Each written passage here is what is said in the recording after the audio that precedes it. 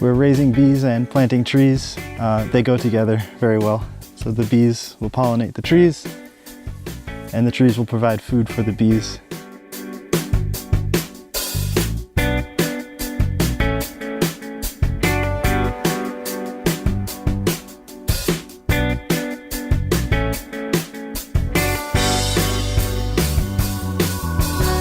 Tanjona amin'ny tetika asa tantely, dia ny tantely sy fahanambary fa vokarina amin'ny alalan'ny tontolo iainana.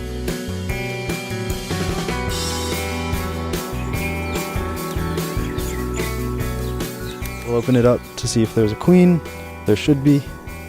We'll see if there's any new queens, and we'll look at the queen's eggs, brood, look for honey, and see what we have. Here we have a comb of brood. These are capped young with some honey that they keep nearby for feeding them. You can see the worker bees going in and out of the comb, cleaning, feeding, depositing pollen, nectar.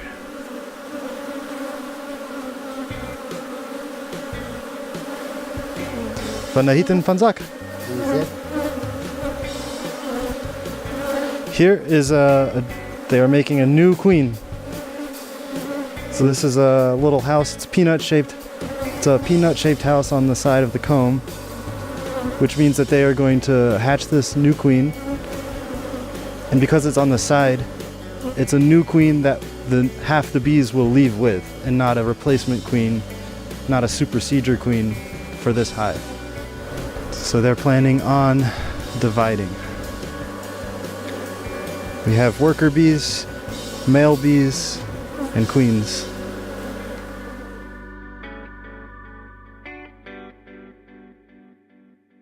So our project consists of raising bees and growing trees for the bees. So here we have eucalyptus. Over here is orange. Those are more baby oranges. There's some coffee.